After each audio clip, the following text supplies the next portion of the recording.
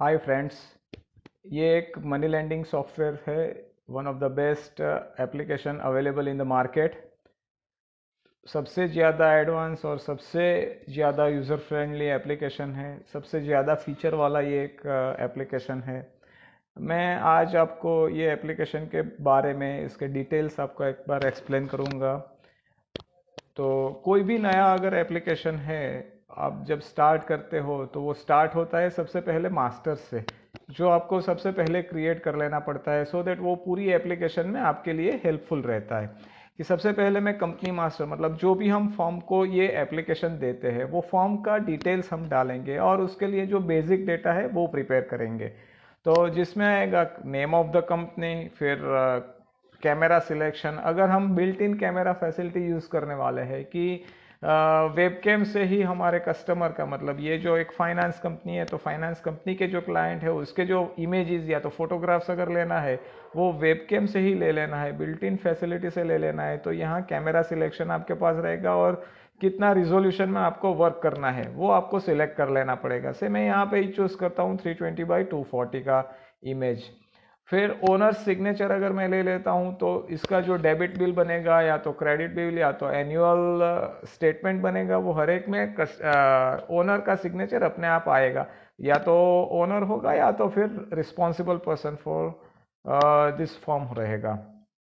Apart from that, जो form है ये डेमो फाइनेंस कंपनी है सपोज, तो उसका एड्रेस डिटेल हमें डाल देना है, लाइसेंस नंबर डालना है, नेम ऑफ द प्रोपराइटर डालना है। फिर नॉर्मली क्या होता है ये बिजनेस में कि आपको डिस्ट्रिक्ट रजिस्ट्रार को एवरी फोर्टनाइटली या तो एवरी मंथली एक स्टेटमेंट देना पड़ता है कि जिसमें आपने नंबर ऑफ फाइनेंस कितने किए, नंबर ऑफ ये जो धिराण बोलते हैं वो कितने किए हैं ड्यूरिंग द गिवन पीरियड। तो वो आपको जो एक स्टेटमेंट सबमिट करना पड़ता है, वो स्टेटमेंट ये एप्लीकेशन में से अपने आप क्रिएट होता है। तो उसके लिए यू हैव टू, अगर आप ये जनरेट करना है तो आपको डिस्ट्रिक्ट रजिस्ट्रार की डिटेल्स भी ऐड कर लेनी पड़ेगी। उसके बाद का ऑप्शन है number of days for which report should be displayed, मतलब कितने दिन तक वो जो हमने एंट्री की हुई है वो कितने दिन तक वहीं के वहीं रहेगी।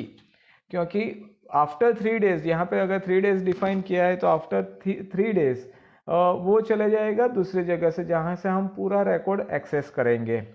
फिर परमिसिबल बैक एंट्री डेज, उसका मतलब ये होता है कि सपोज आज मैंने आज की एंट्री आज नहीं किया तो मैं कितने दिन पुराने वाली एंट्री मैं यहाँ से कर पाऊंगा। मतलब आज सपोज 15वीं तारीख हुई है तो मैं 12 तारीख तक ही एंट्री कर सकता हूँ, 11 तारीख की एंट्री आज मैं नहीं कर पाऊंगा। This is for security purpose. फिर rate of interest for mortgage, मतलब अगर गोल्ड और सिल्वर के सामने अगर आप धिराण कर रहे हो, पैसा दे रहे हो, तो उसका रेट ऑफ इंटरेस्ट क्या रहेगा। अगर आप चेक के सामने अगेंस्ट में पेमेंट दे रहे हो तो उसका रेट ऑफ इंटरेस्ट क्या रहेगा। फिर आप करंट गोल्ड रेट और करंट सिल्वर रेट भी डाल दोगे। फिर ये टू डू विजेट है, तो ये to do विजेट before days and to do विजेट after days भी रहेगा नेक्स्ट में। तो ये टू डू विजेट क्या होता है कि नॉर्मली आप, सिंस आप ये एक अच्छी वाली एप्लीकेशन यूज़ ही करते हो तो उसमें से कुछ एडिशनल आपको मिल जाता है। तो अच्छी चीज़ है कि जैसे कि आपको कोई रिमाइंडर चाहिए कि भाई हमारे यहाँ जो हमारे मैच्योर होने वाले हैं उसको हमें एवरी मंथ 1 से 7 तारीख के बीच में हम उसको कॉल कर देते हैं और उसको एक रिमाइंडर देते हैं। तो ये हमारे लिए भी एक रिमाइंडर होना चाहिए कि वेदर आपने कॉल कर दिया है कि नहीं। सपोज आपके यहाँ एवरी मंथली आपको लाइट बिल आता है और वो पे करने का होता है तो आप उसका भी एक रिमाइंडर दे देते हो। अगर आपको इनकम टैक्स पे करना है तो उसका भी लिमिट है तो वो भी आप रिमाइंडर में दे सकते हो। वो आपको अपना खुद का टू डू, मतलब टास्क लिस्ट है, वो आपको क्रिएट कर लेना होगा। तो वो अगर आपने क्रिएट किया है तो कितने दिन पहले से उसका रिमाइंडर आने का स्टार्ट होना चाहिए, ड्यू डेट से कितने दिन पहले, और ड्यू डेट के बाद कितने दिन तक आना चाहिए। जब तक आपने वो टास्क कंप्लीट नहीं किया है तब तक वो आता रहेगा। तो यहाँ पे एक डिफॉल्ट में ऐसा दिया हुआ है कि भाई आप 4 दिन पहले से आपको रिमाइंडर आने की शुरुआत हो जाएगी। और अगर आपने वो टास्क कंप्लीट नहीं किया है तो 5 दिन तक, मतलब सपोज 1 जनवरी को आपको टैक्स पे, 1 मार्च को आपको टैक्स पे करना है तो 27 25 फरवरी से स्टार्ट होके 5 मार्च तक वो आपके लिए रिमाइंडर में आएगा अगर मैंने टैक्स पे का कोई एंट्री नहीं किया है तो। उसके बाद रहेगा कि nature of debit loan and short name. Short name मतलब ये जो हमारा फाइनेंसर है उसका शॉर्ट नेम अगर डालना है तो वो हम डाल सकते हैं। By default nature of loan ये एग्रीकल्चर लोन रहता है, उसको ट्रू और फॉल्स करके हमें डिफाइन कर लेना है। This is just a formality thing like. फिर गवर्नमेंट डॉक्यूमेंट्स फॉर्मेट। तो रिसेंटली गुजरात गवर्नमेंट ने ये जो डेबिट बिल और क्रेडिट मतलब रिसीट है उसके लिए जो फॉर्मेट थे वो चेंज किए हुए हैं। तो पुराने वाले डॉक्यूमेंट भी अवेलेबल है और नए फॉर्मेट भी अवेलेबल है। मतलब आपको जो भी फॉर्मेट से प्रिंट निकालना है आप निकाल सकते हैं। फिर number of debit bill print, मतलब आप सिंगल बटन क्लिक करोगे तो भी अगर हमने यहाँ पे डिफाइन किया हुआ है कि डेबिट बिल 2 कॉपी में प्रिंट होना चाहिए तो वो अपने आप 2 कॉपीज प्रिंट निकाल ही लेगा। आपको 2 बार प्रिंट बटन क्लिक करने की कोई आवश्यकता नहीं रहेगी। सिमिलरली नंबर ऑफ रिसिट जो प्रिंट करना है वो भी आप जितनी चाहिए, मतलब आपको एक से ज़्यादा चाहिए। नॉर्मली अगर आपको एक ही चाहिए तो फिर आप एक ही रखो। कभी कभी ऐसा होता है कि कोई कस्टमर बोलता है कि यार एक मेरा गुम हो गया है, मेरे को दूसरा दो, तो आप दूसरा निकाल सकते हो। ऐसा नहीं है कि एक डिफाइन किया तो एक से ज़्यादा आप नहीं निकाल सकते हो। लेकिन इन दैट केस क्या होगा कि आपको प्रिंट बटन उतनी बार क्लिक करना पड़ेगा। उसके बाद language, this is a multilingual application. इसमें आप गुजराती, हिंदी, मराठी और इंग्लिश ये 4 लैंग्वेज में आप वर्क कर सकते हो। तो उसमें से आप कोई भी लैंग्वेज चूज कर सकते हो। जैसे यहाँ पे सिलेक्शन के लिए आपको ऑप्शन मिलेगा ही गुजराती, हिंदी, मराठी और इंग्लिश का। फिर add number of months in debit if not 12 months. तो नॉर्मली आप जो भी धिराण करते हो, आप जो भी मनी लैंड करते हो उसमें टाइम ड्यूरेशन रहता है 12 महीने का, 1 साल का रहता है। तो कभी कभी क्या होता है कि लाइक बैंक में क्या होता है, आप अगर प्री मैच्योर करवा लेते हो या तो पहले से पैसे दे देते हो तो उसमें 2% पेनल्टी लेते हैं या तो कुछ पेनल्टी लेते हैं। वैसा अगर कोई फाइनेंसर का ऐसा रूल, अपना खुद का रूल बनाया हुआ है कि भाई अगर 12 महीने से पहले वो पैसा वापस दे जाता है तो फिर हम इतने 1 महीने का एडिशनल इंटरेस्ट लेते हैं, तो वो ले सकते हैं। मतलब यहाँ पे you have to define in months कि कितने महीने का आप एडिशनल लेते हो। फिर ये शो ओपनिंग और closing balance of day book in विजेट। तो यहाँ पे एक ब्यूटीफुल कॉन्सेप्ट ऑफ विजेट हमने यहाँ पे एडोप्ट किया हुआ है कि आपको जो भी हाईलाइट थिंग होनी चाहिए कि भाई जैसे आप एप्लीकेशन स्टार्ट करते हो तो इमीडिएटली ये मेरा समरी स्टैटिस्टिक्स है वो मिल जाना चाहिए, ऐसा कुछ रखा हुआ है।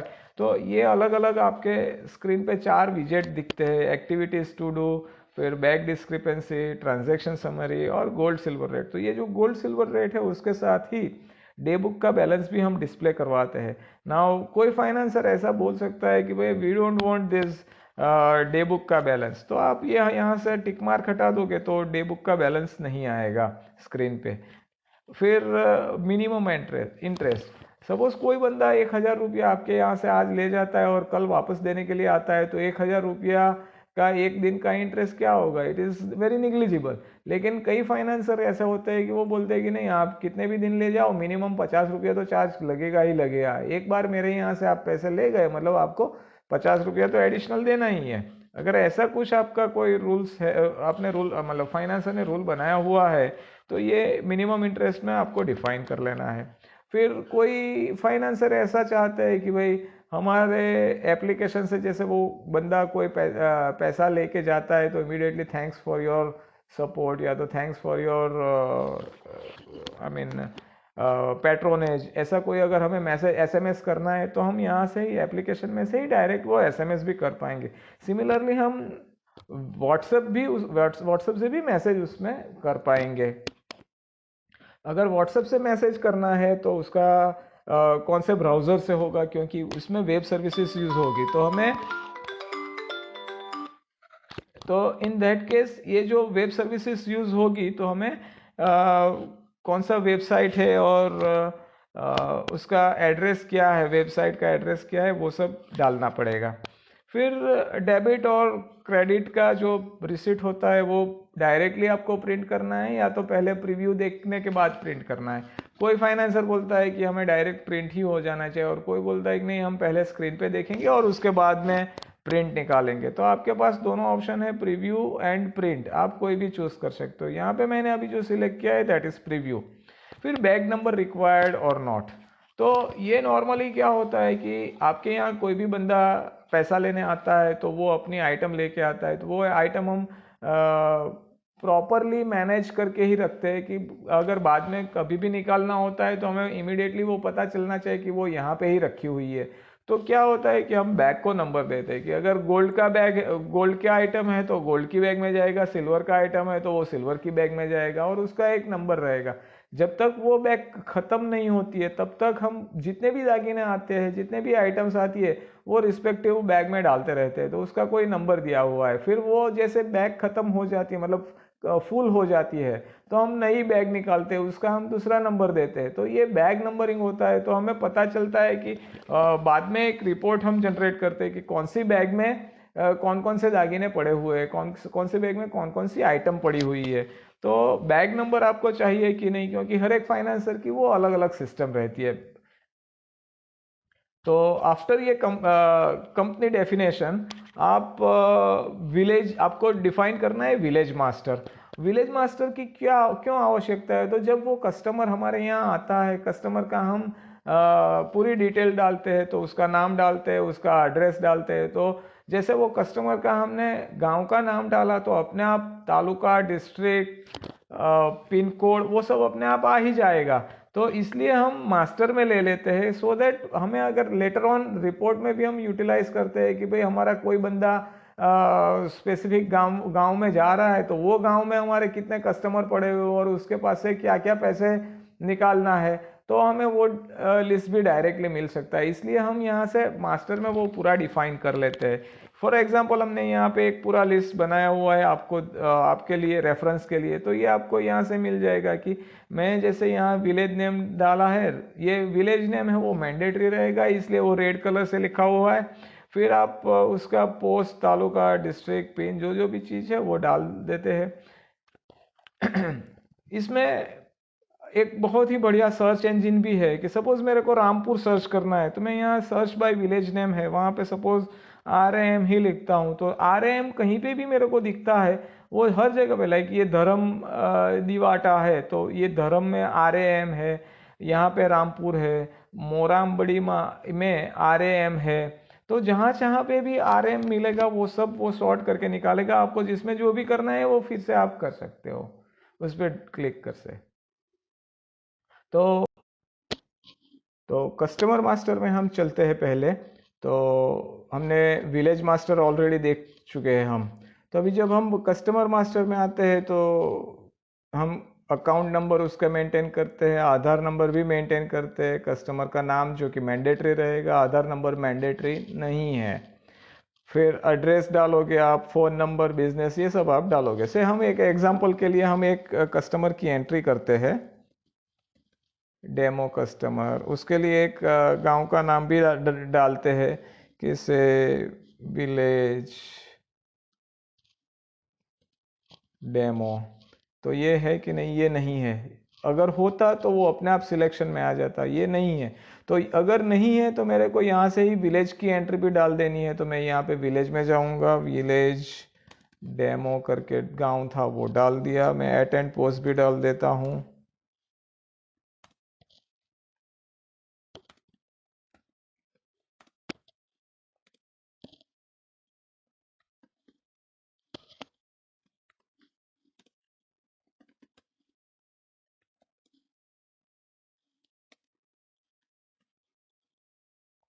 मैंने ये एक गांव की एंट्री भी कर दी। अभी मैं कस्टमर में जाऊंगा और रिफ्रेश कर लूँगा, मेरा विलेज का डेटा और विलेज डेमो है वो मिलूँगा, तो मेरे पास पूरा information of that village demo आ जाएगा। फिर आपको डालना है स्ट्रीट की डिटेल, नाम of name of the street. अगर फ़ोन नंबर है, मोबाइल नंबर है तो हम मोबाइल नंबर डालेंगे। अभी तो नॉर्मली होता ही है, ऐसा नहीं होता है कि किसी के पास मोबाइल नंबर नहीं रहता है। तो मोबाइल नंबर डाल दिया। फिर अगर बिजनेस और बैकवर्ड क्लास है, ये दोनों एक फॉर्मेलिटी है जो कि एनुअल स्टेटमेंट में आपको ये सब फीड करना पड़ता है, आपको प्रिंट निकालना पड़ता है। तो अगर यहाँ पे आप डालोगे तो एनुअल स्टेटमेंट में भी आएगा। फिर रिमार्क्स, ये चीज़ होती है कि कोई कस्टमर के साथ हमें कुछ टैग ऐड कर देना है कि भाई ये कस्टमर अच्छा है, या तो ये कस्टमर के साथ बिजनेस करने से पहले ज़रा संभालना, या तो जो भी है वो हम यहाँ पे डिफाइन कर देते हैं। तो जब भी हम डेबिट में जाते हैं या तो क्रेडिट में जाते हैं, रिसिट में जाते हैं, तो वो रिमार्क्स अपने आप वो दिखाई ही देगी, सो दैट आपको एक रिमाइंडर मिल जाता है कि इसके साथ कैसे क्या डील करना है। उसके बाद है ओपनिंग अमाउंट, इंटरेस्ट और ओपनिंग डेट। ये अपने आप जनरेट होने वाली चीज़ है, यहाँ पे हमें कुछ भी नहीं करना है, वो आपको सिर्फ डिस्प्ले में ही आएगा। अभी मैं यहाँ पे आधार नंबर डालता हूँ, जो कि अभी तक नहीं डाला है, तो मैं वो डाल देता हूँ और रिकॉर्ड सेव करता हूँ पहले। तो रिकॉर्ड वो ये जो मैं सेव करने गया तो मेरे को नहीं करने दिया। उसका रीज़न ये है कि आधार नंबर ऑलरेडी एग्जिस्ट है। मैं आधार नंबर चेंज कर दूंगा, रिकॉर्ड अपडेटेड सक्सेसफुली। अभी रिकॉर्ड अपडेट हो गया है। अभी मेरे को इसका ही इमेज लेना है, तो मैं यहाँ से ही डायरेक्ट इमेज भी ले सकता हूँ।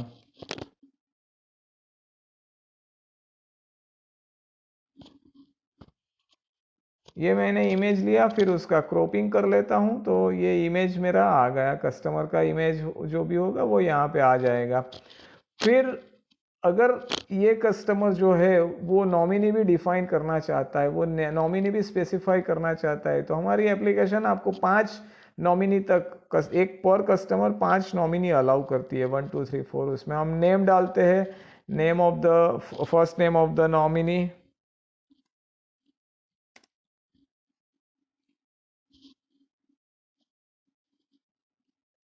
सेकंड नेम डालते हैं, नेम ऑफ द विलेज डालते हैं। ये विलेज में भी आपको यहाँ से ही सिलेक्शन मिल जाएगा, तो आप सिलेक्शन से ले सकते हो। एड्रेस भी डालना है तो डाल सकते हो, मोबाइल नंबर डाल सकते हो, रिलेशन और अथॉरिटी अगर है तो रिलेशन भी डाल सकते हैं हम।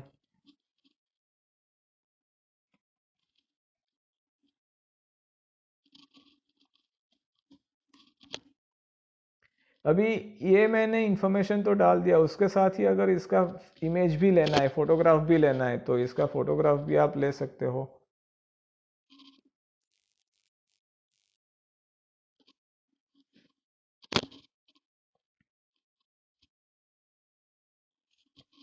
तो ये मेरा नॉमिनी का फोटोग्राफ आ जाएगा। ये जो ऊपर वाली जो स्पेस है दोनों जगह पे, वो दोनों जगह पे सिग्नेचर के लिए ये ऊपर वाली स्पेस है, तो हम कस्टमर की सिग्नेचर भी ले सकते हैं और नॉमिनी की सिग्नेचर भी ले सकते हैं। अपार्ट फ्रॉम दैट, अगर बैंक की डिटेल्स हमें डालनी है तो बैंक की डिटेल्स भी हम यहाँ से ही डाल देंगे। तो बैंक डिटेल डालने के बाद ये मैं सेव कर लेता हूँ, तो मेरा रिकॉर्ड, कस्टमर का रिकॉर्ड ये सेव हो जाएगा। आफ्टर कस्टमर की एंट्री हम दूसरा एक मास्टर है जो कि आइटम मास्टर है, कि जब हम डेबिट करने जाएंगे या तो मतलब कस्टमर के साथ डील करते हैं, तो कस्टमर कोई आइटम लेके आता है और उसको हम जब पैसे देते हैं तो आइटम का लिस्ट है वो हम एक मेंटेन कर ही लेते हैं कि भाई क्या क्या हमारे पास आइटम आती है, और वो वेदर इट इज़ सिल्वर और गोल्ड। अगर सपोज रिंग है तो सिल्वर की रिंग भी हो सकती है और गोल्ड की रिंग भी हो सकती है, तो हम दोनों की एंट्री 2 बार करेंगे, silver ring and gold ring, ऐसा करके हम एंट्री करेंगे। तो ये हमारा एक आइटम का भी एक पूरा लिस्ट हो जाएगा। साथ साथ में अगर ये पूरा मास्टर हो जाने के बाद एक बैंक मास्टर है, तो ये bank master is other than हमारे कस्टमर्स। अदर देन कस्टमर्स में हमारे डिपॉजिटर भी हो सकते हैं, अदर देन कस्टमर में हमारे इनकम एक्सपेंस अकाउंट भी हो सकता है और इंटरेस्ट अकाउंट भी हो सकता है। तो ये जो टाइप ऑफ अकाउंट्स है वो यहाँ पे डिफाइन किए हुए हैं कि बैंक, डिपॉजिटर, इनकम एक्सपेंस और इंटरेस्ट अकाउंट। आप कोई भी टाइप के अकाउंट है वो यहाँ से ही हमें डिफाइन करना होता है। स्पेशल रिमार्क मास्टर में अभी आपको यहाँ पे नहीं एक्सप्लेन कर रहा हूँ, वो जब आप ट्रांजैक्शन में आओगे वहाँ पे एंट्री करेंगे, उसके बाद आई विल एक्सप्लेन यू कि ये स्पेशल रिमार्क का सिग्निफिकेंस क्या था। तो ये मास्टर्स खत्म होने के बाद एक यूज़र क्रिएशन रहता है कि इसमें सिंस एज आई सेड कि this is a multi user application, तो मल्टी यूज़र में आपके पास एक साथ 4 कंप्यूटर पे भी वर्क कर सकते हो, 4 से ज़्यादा कंप्यूटर भी वर्क कर सकते हो। इसका एक ही क्राइटेरिया ये रहता है कि आपको सिंगल नेटवर्क में, मतलब एक ही लैन में पूरा होना चाहिए, तो आप पूरा यूज़ कर सकते हो। तो हर एक का एक ही उसमें से, मतलब आपके यहाँ पे जितने भी यूज़र्स है एप्लीकेशन के, उसमें से एक बंदा रहेगा, वो आपका सुपर यूज़र होगा। मे बी ओनर भी हो सकता है, या तो ओनर अगर किसी और को चाहे तो और को बना सकता है, वो उसके पास पूरा ऑथोरिटी रहता है। जबकि अदर देन सुपरवाइजर या तो सुपर यूज़र, हर एक बंदा एक बार एंट्री कर दी है तो वो एडिट नहीं कर पाएगा, या तो वो डिलीट भी नहीं कर पाएगा, ऐसा होगा। उसके बाद हम जाएंगे ट्रांजैक्शन में। तो ट्रांजैक्शन में सबसे पहले ट्रांजैक्शन आता है डेबिट बिल का। डेबिट बिल मतलब जब पैसा कस्टमर पैसा लेने के लिए आता है, तो जब कस्टमर पैसा लेने के लिए आता है तो हम कस्टमर को कैसे आइडेंटिफाई करेंगे? We have got 3 types. एक है कस्टमर का अकाउंट नंबर। अगर कस्टमर को मालूम है कि उसका अकाउंट नंबर क्या है, तो वो कस्टमर बोलेगा कि भाई ये अकाउंट नंबर है, तो अकाउंट नंबर से आइडेंटिफाई कर सकते हैं। दूसरा, हम आधार नंबर से भी आइडेंटिफाई कर सकते हैं। और तीसरा, हम by name of the customer भी आइडेंटिफाई कर सकते हैं। मैं अभी जो हमने अभी कस्टमर डाला है वो नहीं बता रहा हूँ, मैं कोई दूसरा ही कस्टमर लेता हूँ, सो दैट आपको एक पता चल जाएगा कि उसमें ट्रांजैक्शन भी कैसे आपको डिस्प्ले में आएगा। ये एक कस्टमर है जिसकी एक ही एंट्री है। ज़्यादा एंट्री वाला कोई कस्टमर लेते हैं तो ज़्यादा एंट्री होगा तो वो और अच्छा पता चलेगा।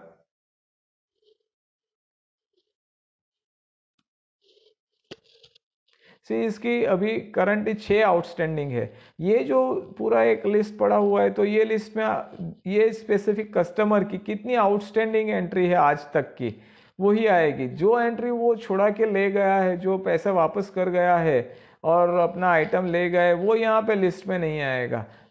तो हमें यहाँ से पता भी चल जाएगा कि ये कस्टमर की अभी कितना आउटस्टैंडिंग पड़ा हुआ है।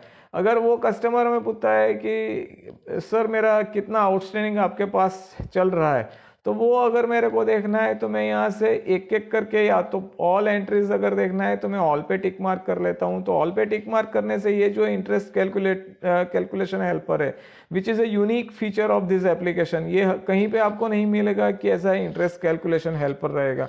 तो इंटरेस्ट कैलकुलेशन हेल्पर क्या करता है कि नॉर्मली आपका रेट ऑफ इंटरेस्ट 1.5% रहता है पर मंथ, जबकि कभी कभी इधर उधर भी होने का चांसेस है। तो अगर आपको दूसरे रेट ऑफ इंटरेस्ट से भी चेक करना है तो आप यहाँ से कर सकते हैं। जैसे आपने 2% डाला, तो 2% के हिसाब से क्या उसका इंटरेस्ट रहेगा वो यहाँ पे कैलकुलेट होके आया है। इंटरेस्ट प्लस अमाउंट करके टोटल अमाउंट क्या होता है, उसमें से रिसीव्ड क्या है और आउटस्टैंडिंग क्या है, वो यहाँ से इमीडिएटली अपने आप आ जाएगा। सिमिलरली नंबर ऑफ मंथ्स भी अपने आप काउंट कर लेगा सिस्टम। यहाँ पे सिस्टम ये रखी गई है कि एक महीना या तो एक मतलब अप टू 15 डेज वो 0.5 मंथ कंसिडर करेगा, और अगर number of days is more than 15 तो वो पूरा मंथ कंसिडर कर लेगा। तो यहाँ पे अगर मेरे को दिखता है कि इट इज से 7.5 मंथ्स, तो उसका मतलब ये हुआ 7 महीना और फ्यू डेज, मतलब यहाँ पे वो भी की डिस्प्ले किया हुआ है कि और कितने डेज है, तो 7 महीना और 8 डे हुआ है। अगर मैं ये डेट कंसिडर करता हूँ 6 सितंबर से लेके 13/4 तक का, तो 6 सितंबर से लेके मैं अगर 6 अप्रैल तक में जाता हूँ तो 7 महीना हो गया। 7 महीने के बाद अगर मैं देखता हूँ तो आज 13th है, सॉरी 25 अप्रैल को 7 महीना खत्म हो जाएगा। 6th 9 है, हाँ। तो 6th 9 में 6 अप्रैल को 7 महीना खत्म हुआ, और 6 के बाद 7 डेज और हो चुका है, और बोथ साइड 1 डे इंक्लूसिव रहता है, तो +1 डे हुआ, मतलब 8 दिन हो गए। तो यहाँ पे 7 मंथ्स और एंड 8 डेज है, तो ये 7.5 मंथ्स दिखा रहा है। एज आई सेड कि अगर अप टू 15 डेज है तो वो 0.5 डेज दिखाएगा, और अगर 15 डेज से ज़्यादा है तो वो पूरे मंथ का इंटरेस्ट कैलकुलेट करेगा। तो यहाँ से आपको इमीडिएटली मिल जाता है कि कितना इंटरेस्ट आपका हो रहा है। फिर आपको कितना अमाउंट देना है। सपोज आपको उसको देना है 1,000 रुपया, तो 1,000 रुपया के सामने आप वो कौन सा गोल्ड का आइटम या तो सिल्वर का आइटम, मतलब क्या मटेरियल हमें मॉर्गेज कर रहा है, तो वो हमें सिलेक्शन से मिल जाएगा। सपोज वो लकड़ी है, वो दे रहा है, नंग 1 है, उसका ग्राम से 5 ग्राम से, और प्योरिटी 99% है। तो 99% प्योरिटी से टोटल जो प्योर वेट होगा गोल्ड का दैट इज़ 4.95 ग्राम हुआ, और उसका अप्रोक्सीमेट प्राइस होगा 18,315। वो कैसे आया? तो हमने डिफाइन किया हुआ है कि पर ग्राम वेट पर ग्राम रेट ऑफ गोल्ड क्या है। हमने यहाँ पे डिफाइन किया है कि 3,700 रुपीज़ गोल्ड पर ग्राम लेना है और 45 पर ग्राम सिल्वर लेना है। तो यहाँ पे अपने आप वो कैलकुलेट कर ही लेगा। दूसरा हमने ये एक प्योरिटी कैलकुलेटर भी दिया हुआ है। तो प्योरिटी कैलकुलेटर कैसे वर्क करेगा? तो गोल्ड है तो गोल्ड की आइटम डालनी है, सिल्वर है तो सिल्वर की आइटम डालनी है। एग्जांपल के लिए हमने यहाँ पे कल्ला चूज किया हुआ है, तो से उसका 25 ग्राम का एक कल्ला है जिसकी प्योरिटी 50% है, और दूसरा एक कल्ला है 75 ग्राम का जिसकी प्योरिटी हमने यहाँ पे एक गलत डाला, ये 50% डालना था तो मैंने गलत डाला था, ये 50% है। और ये 75 ग्राम है, उसमें 70% प्योरिटी है, तो उसका टोटल 52.5 ग्राम हुआ। तो कुल मिला के ये 100 ग्राम का सिल्वर है, उसका ऑन एन एवरेज ये प्योरिटी 65% रहेगा। टोटल 65 ग्राम का सिल्वर है इसमें। तो ये 65 ग्राम सिल्वर अपने आप आ गया, और उसका अप्रोक्सीमेट प्राइस भी आ गया। मैं ये प्योरिटी कैलकुलेटर बंद कर लेता हूँ। जैसे मैंने ये कस्टमर सिलेक्ट किया तो उसका फोटोग्राफ अगर हमने लिया हुआ है और सिग्नेचर लिया हुआ है तो वो अपने आप आ जाएगा। तो यहाँ पे अपने आप आ रहा है। फिर अगर मेरा पूरा एंट्री हो चुका है तो मैं यहाँ से ही उसको सेव कर लेता हूँ। तो ये सेव करने से वाउचर नंबर अपने आप जनरेट हो जाएगा। ये वाउचर नंबर जनरेट हो गया। अभी आपको उसका डेबिट बिल का प्रिंट निकालना है, तो मैंने ऑप्शन चूज किया था प्रीव्यू, जो मैंने कंपनी मास्टर एक्सप्लेन किया वहाँ पे बोला था कि इसमें प्रीव्यू भी हो सकता है और प्रिंट भी हो सकता है। मैंने प्रीव्यू ऑप्शन चूज किया था। सिंस प्रीव्यू ऑप्शन सिलेक्ट किया था तो स्क्रीन पे मेरे को यहाँ पे प्रीव्यू उसका डिस्प्ले में आ रहा है कि ऐसे प्रिंट होगा।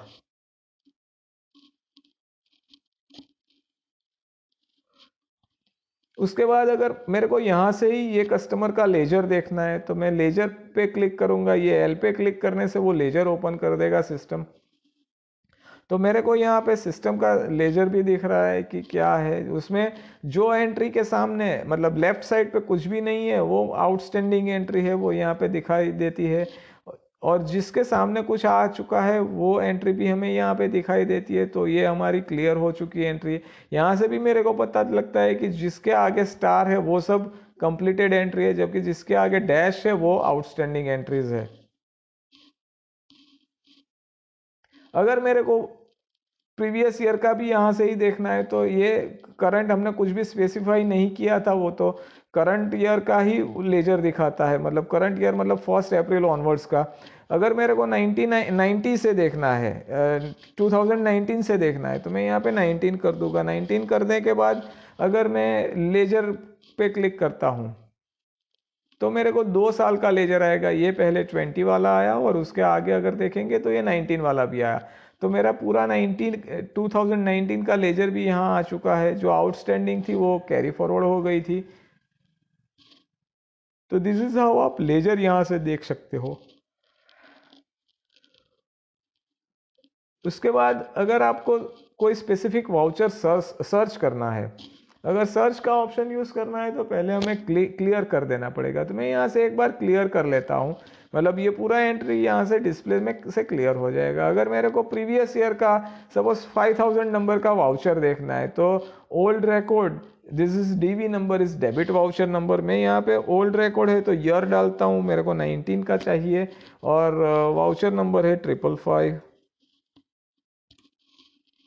तो 555 नंबर का वाउचर जो बंदे का था वो सब मेरे को यहाँ से डिटेल आ गया। मेरे को देखना है वो मैं देख लेता हूँ, और उसको अगर कुछ चेंज करके सेव करना है तो मैं चेंज करके भी सेव कर सकता हूँ यहाँ पे। दूसरा ऑप्शन है अगर रिसिट है तो रिसिट के नंबर से भी आप डेबिट वाउचर की डिटेल्स निकाल सकते हो। तो मैंने ये सपोज मैं 1 नंबर का रिसिट डालता हूँ। तो 1 नंबर के रिसिट किसके नाम से बनी हुई थी तो उसका डिटेल क्या था वो अपने आप आ जाएगा। उसके बाद हमारे पास दूसरा ऑप्शन है यहाँ पे वाउचर नंबर के लिए, ये हम सिर्फ रीड ही कर पाएंगे, यहाँ पे कुछ राइट नहीं कर पाएंगे। लेकिन अपार्ट फ्रॉम दिस अगर कोई वाउचर नंबर मेरे को सर्च करना है तो मैं पूरा सर्च भी यहाँ से निकाल सकता हूँ कि कौन से ईयर में जाके उसको सर्च करना है और क्या वाउचर नंबर सर्च करना है, तो यहाँ से भी मैं सर्च कर सकता हूँ।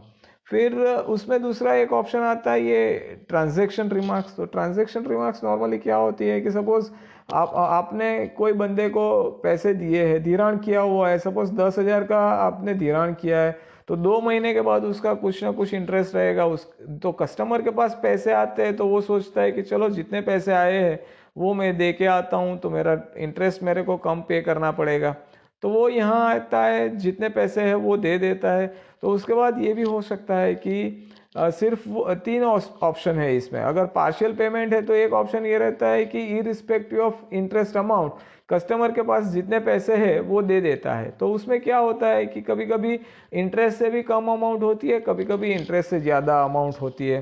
तो अगर इंटरेस्ट से ज़्यादा अमाउंट होती है और इंटरेस्ट दोनों का ऑप्शन क्या इम्प्लीकेशन है वो हम डिस्कस करते हैं। फिर तीसरा एक ऑप्शन ये भी रहता है कि जो इंटरेस्ट अमाउंट है वही का वही वो कस्टमर हमें पे करता है, तो ये एक तीसरा ऑप्शन हुआ। अभी होता क्या है कि ये सिस्टम में पार्शियल पेमेंट हम अलाउ नहीं करते। तो पार्शियल पेमेंट अलाउ नहीं करते तो क्या आप कर सकते हो, तो सपोज आपने 10,000 का किसी को मनी लैंड किया हुआ है, उसमें से वो बोलता है कि आप मेरे पास 4,000 रुपया है आप जमा ले लो, तो मैं 4,000 रुपया ले लेता हूँ। अभी at the time of 4,000 repayment उसका इंटरेस्ट 1,000 रुपये का होता था, 1,000 रुपया मतलब 3,000 रुपया उस कस्टमर ने ज़्यादा दिया। तो अगर मेरे को मैं क्या इसमें करता हूँ तो ये जो 10,000 रुपीज़ था वो 10,000 का मैं पूरा एक रिसिप्ट बना लेता हूँ और ये जो 3,000 बात करके एक नया डेबिट बिल बना लेता हूँ दैट इज़ ऑफ 7,000 रुपीज़। तो ये जो मेरा पूरा इन्फॉर्मेशन है वो मेरे को शेयर करना है, तो यहाँ मैं TR कर लेता हूँ या तो TR प्लस। TR का मतलब ये हुआ कि जो उसका प्रिंसिपल था वही का वही रहा। अगर TR प्लस हो रहा है तो उसका मतलब ये हुआ कि उसका प्रिंसिपल अमाउंट बढ़ रहा है, मतलब कस्टमर ने पूरा इंटरेस्ट भी पे नहीं किया हुआ है। और तीसरा ऑप्शन है TR माइनस। उसका मतलब ये है कि कस्टमर ने जो अमाउंट थी वो अमाउंट थोड़ा ज़्यादा ही दे दिए, मतलब उसका जो प्रिंसिपल अभी जो नया बनेगा उसमें आएगा वो कम होगा। फिर दूसरा रिमार्क्स का भी होता है कि ये रिमार्क से भी हम कस्टमर की आइडेंटिटी रख सकते हैं कि ये रेड रिमार्क वाला कस्टमर ये है, येलो रिमार्क वाला कस्टमर ऐसे होते हैं, ऑरेंज रिमार्क वाला कस्टमर ऐसे होता है। तो मैं यहाँ से रिमार्क से भी कस्टमर को आइडेंटिफाई कर सकता हूँ। अगर आप देखोगे तो ये जो कस्टमर का एड्रेस होता है वो ग्रे कलर में है, तो उसका मतलब ये हुआ कि आप उसमें कुछ एडिट नहीं कर पाओगे। आपको सिर्फ कस्टमर का नाम चूज करना है, या तो कस्टमर का सॉरी फॉर डिस्टर्बेंस, या तो कस्टमर का आधार नंबर चूज करना है या तो आपको कस्टमर का अकाउंट नंबर चूज करना है। फिर उसके बाद एड्रेस तो अपने आप ही आ जाएगा, आपको कुछ भी डालना नहीं है। लेकिन कभी कभी क्या होता है कि आज कस्टमर का मोबाइल नंबर एक है, कल वो चेंज भी कर लेता है, नंबर ही चेंज कर लेता है। तो जब आता है वो every time when customer comes in हम उसका नया मोबाइल नंबर है वो कंफर्म कर लेते हैं कि वो चेंज हुआ है या नहीं हुआ है। अगर नया नंबर भी डालना है तो हम यहाँ से ही नया नंबर डालेंगे और उसको सेव कर लेंगे। फिर नॉमिनी भी आएगा, इसमें हमने नॉमिनी का तो अभी तक डिस्कस नहीं किया है, तो हम नॉमिनी भी डिस्कस करते हैं। हम एक कस्टमर ले लेते हैं कि जिसका हमने नॉमिनी डिफाइन किया है। ये हमने डिफाइन किया था कस्टमर। इसका अगर मैं नॉमिनी की डिटेल्स में जाता हूं तो मेरे को जितने भी नॉमिनीज है उसके हर एक नॉमिनी का यहाँ पे लिस्ट आ जाएगा। अगर मेरे को नॉमिनी की कोई इन्फॉर्मेशन चेंज करनी है तो मैं यहाँ से ही एडिट पे क्लिक करता हूँ। एडिट पे क्लिक करने से कस्टमर की इन्फॉर्मेशन यहाँ से डिस्प्ले हो जाएगी। मैं चेंज करना है तो चेंज कर लेता हूँ और फिर से उसको सेव कर लेता हूँ। तो ये सेव करने से कस्टमर की इन्फॉर्मेशन चेंज हो जाएगी। अगर मेरे को यही नॉमिनी डिफाइन कर लेना है कि भाई यही नॉमिनी ले गया है, तो यहाँ नॉमिनी पे टिक मार्क करके मैं नॉमिनेशन का बंद करता हूँ। तो यहाँ जब नाम आएगा तो वहाँ पे भी नाम में भी नॉमिनी का नाम आ जाएगा।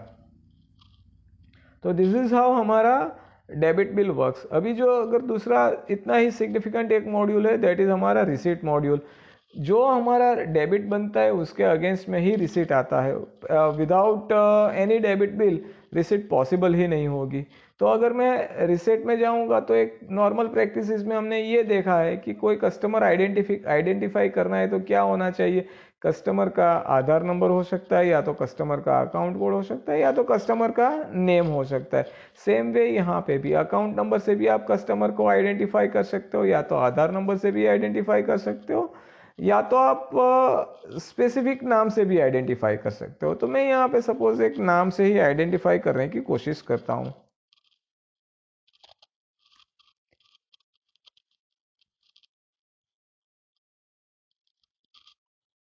तो जो हमने डेबिट बिल में ये कस्टमर का ही लिया था, तो वो ही कस्टमर यहाँ पे आ गया है। तो सी ये ट्रांजैक्शन में 13 अप्रैल को 1000 रुपी हमने पे किया हुआ है। तो यहाँ पे अगर हम देखने जाएंगे 13 अप्रैल का रिकॉर्ड भी आ गया होगा, ये 13 अप्रैल है, 1000 रुपया पे किया है और ये रिकॉर्ड भी आ गया आपका। अगर कस्टमर आके बोलता है कि शेठ मेरे को पूरा पैसा वापस कर देना है, तो क्या देना है मेरे को, तो मैं यहाँ सिलेक्ट ऑल कर लेता हूँ। सिलेक्ट ऑल करने से जितना भी आउटस्टैंडिंग है वो यहाँ पे आ जाएगा लाइक दिस।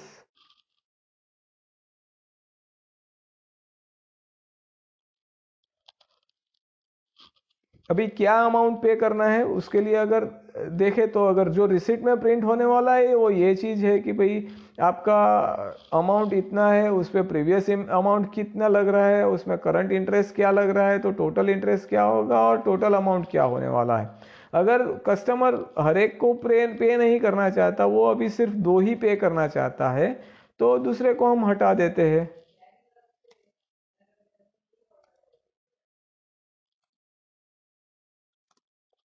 सपोज ये 2 ही एंट्री को रिपे करना चाहे तो वो मैंने सिलेक्ट कर लिया।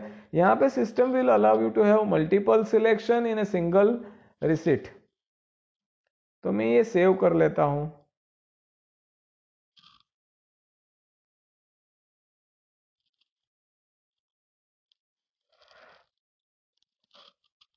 यहाँ पे मेरे को मैसेज मिल गया है कि टोटल हमारे 3 वाउचर बने, इससे नंबर है 456। स्क्रीन पे मेरे को प्रिंट भी डिस्प्ले में आ जाएगा। ये मेरा एक ही वाउचर है 4 नंबर का, फिर उसके बाद 5th नंबर का भी आएगा और सिमिलरली 6th नंबर का भी आएगा। तो मैं एक ही वाउचर से मल्टीपल स्क्रीन से वो चेक कर सकता हूँ कि क्या इंटरेस्ट है। तो दिस इज़ हाउ मेरा रिसिट का एंट्री। इसमें भी मैं लेजर देख सकता हूँ, इसमें भी मैं अगर कोई आइटम है वो डायरेक्ट सेल ही करना है या तो फिर लॉस डॉक्यूमेंट अगर बताना है तो वो मैं एंट्री कर लेता हूँ। फिर ये एक रजिस्टर रहता है हर एक मॉड्यूल में, हर एक ट्रांजैक्शन के मॉड्यूल में एक रजिस्टर का ऑप्शन रहेगा। नॉर्मली ये रजिस्टर का जो ऑप्शन है वो क्या है कि कितने कस्टमर ने हमें पे कर दिया हो, वो अगर चाहिए तो वो हम यहाँ से निकाल सकते हैं।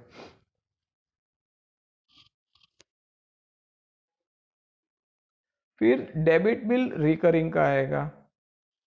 तो यहाँ पे एक यूनिक रिकरिंग का मॉड्यूल भी है। जब हम रिकरिंग का मॉड्यूल ऑपरेट करते हैं तो हमें चेक नंबर डालना होता है, बैंक डिटेल डालनी होती है, रीपेमेंट की फ्रीक्वेंसी क्या है वो डालनी होती है। तो हमने जो यहाँ पे ऑप्शन दिए हुए हैं वो डेली रिकरिंग भी है, वीकली भी है, मंथली भी है, एवरी 10 डेज के लिए भी है और एवरी फोर्टनाइटली भी है, मतलब हाफ ईयरली भी है, क्वार्टरली भी है, ईयरली भी है और बाई मंथली भी है।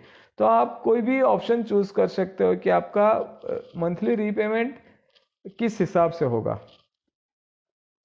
तो मंथली रीपेमेंट देने से नंबर ऑफ इंस्टॉलमेंट और इंस्टॉलमेंट अमाउंट अपने आप कैलकुलेट होके आ जाएगा।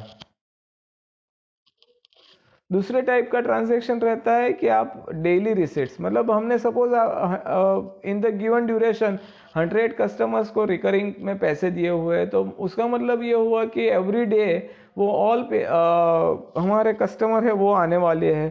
तो हमें एक पूरा रिमाइंडर भी मिल जाएगा कि आज कितना रुपये का रीपेमेंट आने वाला है और उसमें से कितना आया, वो सब इंफॉर्मेशन मेरे को यहाँ से ही मिल जाएगी। तो ये मेरा ट्रांजैक्शन का हमारा नेक्स्ट मॉड्यूल रहेगा वो है बैंक क्रेडिट और मनी लेंडर डेबिट।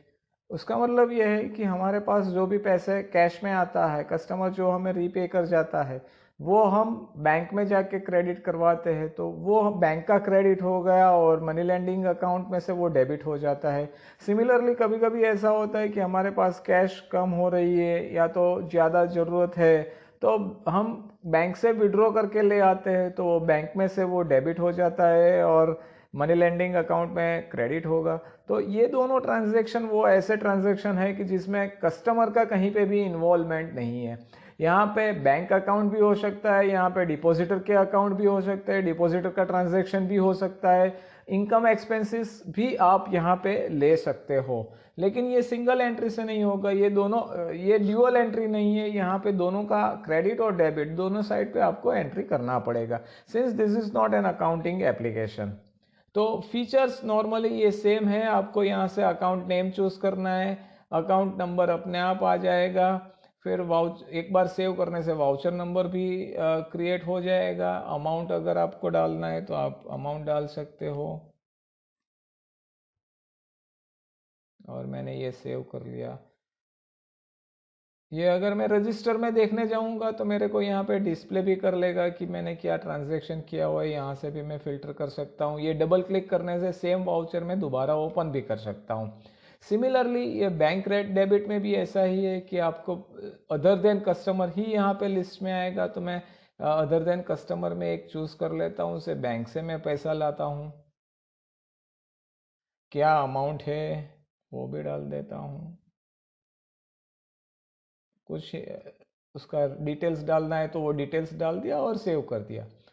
तो यहाँ से मैं लेजर भी ओपन कर सकता हूँ और रजिस्टर भी ओपन कर सकता हूँ। तो यहाँ से जो भी मेरे को ट्रांजैक्शन में अगर देखना है तो I can go through all the things from here itself. अभी नॉर्मली हर एक फाइनेंसर रिकरिंग नहीं करता है, लेकिन जो रिकरिंग करता है उसके लिए हम रिकरिंग में भी जाएंगे। जब वो रिकरिंग में जाता है तो रिकरिंग में भी नॉर्मली कस्टमर सिलेक्शन का फॉर्मूला सिस्टम सेम ही रहती है, जिसमें आप अकाउंट नंबर से या तो आधार नंबर से या तो नाम से कस्टमर को आइडेंटिफाई कर सकते हो। जैसे मैंने एक कस्टमर में ये चूज कर लेता हूँ, उसे मैं नाम से ये चूज कर लिया, तो कस्टमर का नाम चूज करने से जो भी इंफॉर्मेशन है उसकी वो मेरे पास आ जाएगी। उसको मैं जो भी अमाउंट देता हूँ वो अमाउंट एज अगेंस्ट चेक देता हूँ, और कितने दिन के लिए मैं उसको दे रहा हूँ, तो मैं से 90 डेज के लिए दे रहा हूँ। तो अगर मैं डेज डाल रहा हूँ तो इन दैट केस ये जो मंथ वाला पोर्शन है वो उसका कोई मीनिंग नहीं रहेगा। क्या चेक नंबर है वो मैं चेक नंबर डाल देता हूँ, और कौन सी बैंक का चेक है वो भी मैं डाल देता हूँ।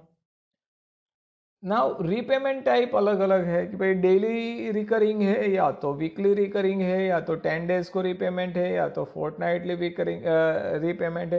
फोर्टनाइटली मतलब 15 डेज, एवरी 15 डे को वो रीपेमेंट करता है, या तो मंथली है, बाई मंथली है, क्वार्टरली है, हाफ ईयरली है, या तो ईयरली है। सपोज मैं चूज करता हूँ ये डेली रिकरिंग है। अगर डेली रिकरिंग चूज करूंगा तो उसका मीनिंग ये हुआ कि ये 90 डेज का है तो 90 इंस्टॉलमेंट आया। फिर ये इंस्टॉलमेंट का अमाउंट काफ़ी कुछ हो रहा है, ये कुछ गड़बड़ वाला है। ये इसलिए आ रहा है कि उसका रेट जो हमने डिफाइन किया है उस पर डिपेंड करेगा, तो हमें जाके रेट चेक करना पड़ेगा। हम रेट कहाँ से चेक करेंगे, तो ये मास्टर में, कंपनी मास्टर में हमने डिफाइन किया हुआ है। मैंने जब ये कंपनी मास्टर डिफाइन किया था उस वक्त मैंने आपको रेट के लिए नहीं दिखाया था, तो मैं यहाँ से रेट भी चेंज कर सकता हूँ।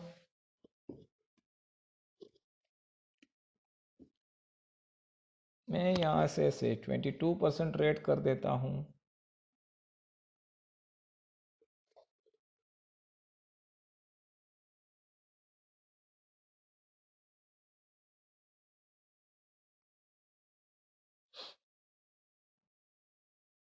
अभी मैं दोबारा रिकरिंग में ही चलता हूँ, तो जब मैं रिकरिंग में जाता हूँ और एक कस्टमर चूज करता हूँ, कस्टमर चूज करने के बाद अमाउंट भी डाल देता हूँ, 90 डेज डाला, चेक नंबर डाला, बैंक डाल दी, रीपेमेंट मैंने चूज किया डेली, तो डेली रिकरिंग चूज करने से अभी भी इट सीम्स लाइक कि काफ़ी ज़्यादा अमाउंट आ रहा है, लेकिन ठीक है, हम रेट चेंज करके ये कर सकते हैं।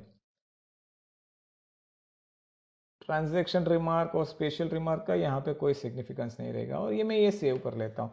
जब मैं ये सेव करने जा रहा हूँ करता हूँ तो मेरे पास दो चीज़ वो प्रिंट करता है, एक तो वो वाउचर भी प्रिंट निकालता है और रिकरिंग का कार्ड भी प्रिंट निकालता है।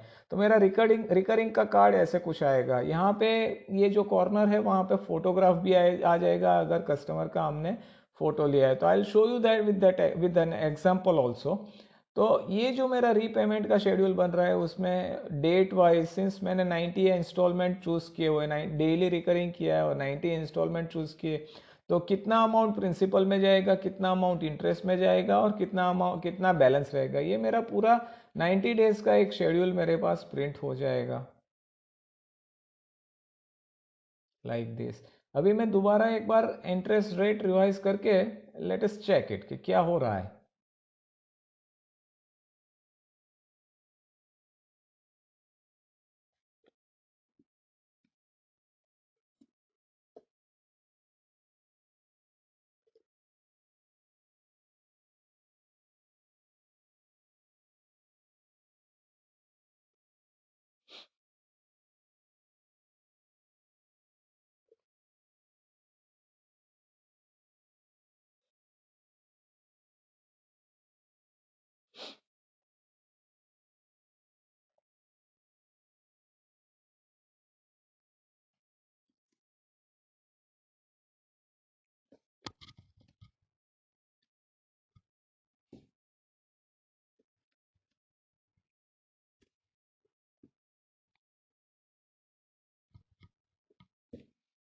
ये 169 आ गया।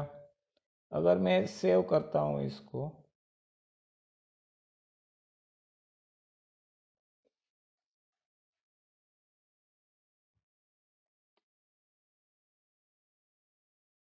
ये पूरा डिटेल्स आपका आ जाएगा।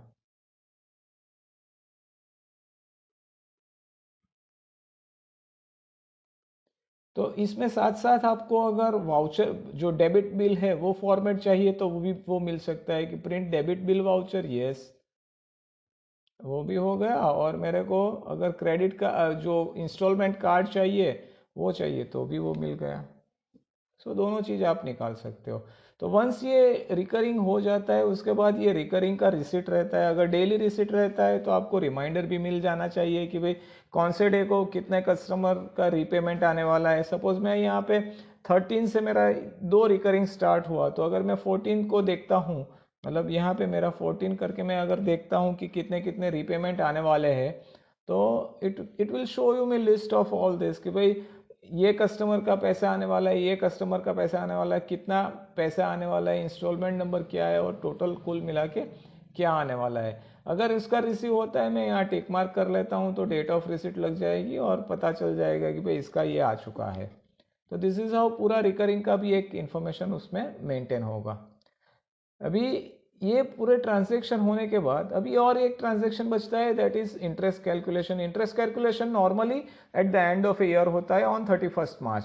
तो इसमें क्या होता है कि रेट ऑफ इंटरेस्ट इज 18%। आप अगर मॉर्गेज का है तो आप 18% से ज़्यादा नहीं ले सकते हो। लेकिन कभी कभी ऐसा भी होता है कि आप 18% के जगह पे 17.8% भी लेना चाहते हो या तो 17.7% भी लेना चाहते हो। आपका इंटरेस्ट का टारगेट, इंटरेस्ट कलेक्शन का टारगेट क्या है, उसके हिसाब से आप वो रिड्यूस भी कर सकते हो। तो नंबर ऑफ मतलब आपको इंस्टॉलमेंट के इंटरेस्ट के रेट जो है वो आपको डिफाइन करना है। ऐसे मैं 16% भी ले सकता हूँ। आप जो गवर्नमेंट की प्रिस्क्राइब लिमिट है उससे ज़्यादा नहीं ले सकते हो, लेकिन उससे कम लेने में गवर्नमेंट कुछ नहीं पूछती है कि क्या क्यों आपने इतना कम लिया।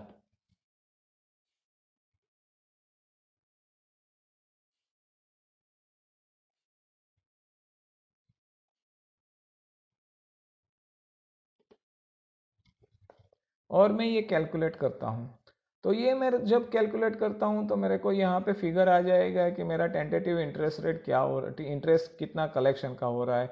अगर मेरे को 16% से इंटरेस्ट लेना है तो मैं ये सिलेक्ट कर लेता हूँ और सिलेक्ट करके अपडेट करने से अपने आप हर एक अकाउंट जो भी आउटस्टैंडिंग अकाउंट है वो आउटस्टैंडिंग अकाउंट में उसके इंटरेस्ट की एंट्री हो जाएगी। But this is once in a year, that is only on last day of the financial year को ही होता है। उसके बाद there are lot of reports generated from this application. तो ये जो नंबर ऑफ रिपोर्ट्स है वो यहाँ से देखते हैं कि लाइक डेबिट लिस्ट, तो डेबिट लिस्ट अगर मेरे को देखना है तो from which date to which date, ये सबसे पहला एक फिल्टर रहेगा। से मेरे को 1 अप्रैल 2020 से 13 अप्रैल 2020 तक का ये डेबिट बिल का रजिस्टर चाहिए। तो ये डेबिट बिल का जब मैं रजिस्टर देखता हूँ तो ये उसका फॉर्मेट है जिसमें फर्स्ट कॉलम में ही एक्स है, तो ये इसका मतलब ये हुआ कि ये एंट्री हमने डेबिट किया है लेकिन उसका रिसिट भी आ चुका है, मतलब ये एंट्री खत्म हो गई, वो यहाँ से मेरे को पता चल जाएगा। जिसमें है account number, debit voucher number, account number, name of the debtor, village, कितना अमाउंट दिया, कौन सी डेट को दिया है हमने, क्या आइटम की डिटेल है, ये सब हमें यहाँ से मिल जाएगी। इसमें अगर हमें फ़िल्टर चाहिए तो फ़िल्टर काफ़ी रिच फ़िल्टर है, आप नेम से, विलेज से, अकाउंट नंबर से, डेबिट वाउचर नंबर से, रिमार्क से, अमाउंट से, आइटम से, जो भी चाहे आप फ़िल्टर कर सकते हो। जैसे मेरे को अगर सिल्वर की ही आइटम चाहिए, मैं आइटम पे टिक मार्क करता हूँ और सिल्वर लेता हूँ, तो मेरी जो भी सिल्वर की आइटम होगी वही इसमें आएगी। अगर सिर्फ गोल्ड की आइटम चाहिए तो गोल्ड तो हर एक आइटम में पड़ा हुआ है शायद, तो ये हर एक आइटम आ जाएगी। मतलब जो भी हम फिल्टर करेंगे वो डेटा हमारा पूरा फिल्टर हो जाएगा। आप नाम से भी कर सकते हो, मतलब जो ऑप्शन आपको यूज़ करना है इसमें से कोई भी ऑप्शन पे मल्टीपल फिल्टर कर सकते हो। इसके बाद अगर आपको समरी, जो मैंने आपको जब कंपनी मास्टर डिफाइन किया उस वक्त एड्रेस के लिए बोला था कि आपको रजिस्ट्रार का एड्रेस लेना पड़ता है, उसका रीज़न ये होता है कि आप मंथली या तो एवरी 15 डेज को एक स्टेटमेंट रजिस्ट्रार को, डिस्ट्रिक्ट रजिस्ट्रार में सबमिट करना होता है, तो वो रजिस्ट्रार का स्टेटमेंट है वो आप यहाँ से ही निकाल सकते हो। इसका फॉर्मेट भी ये रहेगा।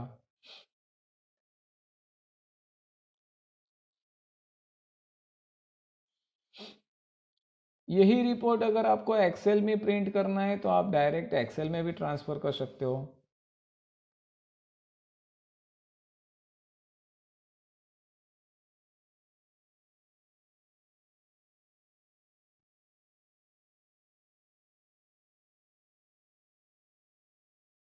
अगर एक्सेल में नहीं लेना है, डायरेक्ट प्रिंटर पे ही लेना है, क्रिस्टल रिपोर्ट में ले जाना है, तो आप, सॉरी,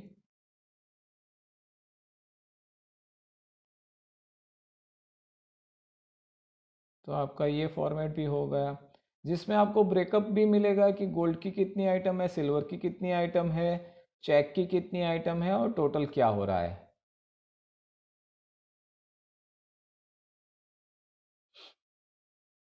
ये जो हमारे रिपोर्ट होते हैं वो आप पीडीएफ में भी ट्रांसफ़र कर सकते हो, ये रिपोर्ट आप वर्ड में भी ट्रांसफ़र कर सकते हो, एक्सेल में भी ये ट्रांसफ़र कर सकते हो। इसके जो फॉर्मेट्स दिए हुए हैं वो सब ये है कि आप इतने में से कोई भी रिपोर्ट फॉर्मेट ट्रांसपोर्ट कर सकते हो। मैं यहाँ से पीडीएफ में एक्सपोर्ट करने जा रहा हूँ।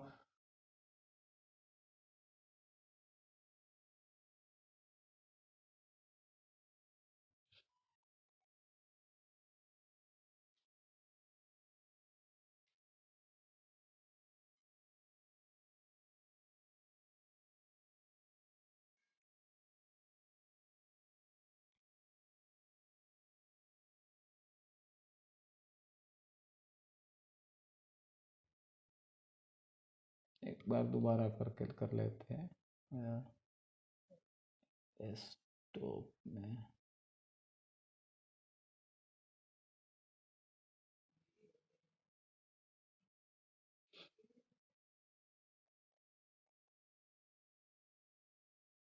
तो ये मेरा जो एक्सपोर्ट हुआ था पीडीएफ में, ये मेरा एक्सपोर्ट का भी फॉर्मेट आ चुका है। तो ऐसे में कहीं पे भी अगर एक्सपोर्ट करना है तो काफ़ी कंपेटिबिलिटी हो जाती है इससे। सिमिलरली अगर मेरे को क्रेडिट लिस्ट का रिपोर्ट चाहिए तो वो मैं क्रेडिट लिस्ट का रिपोर्ट भी ले सकता हूँ।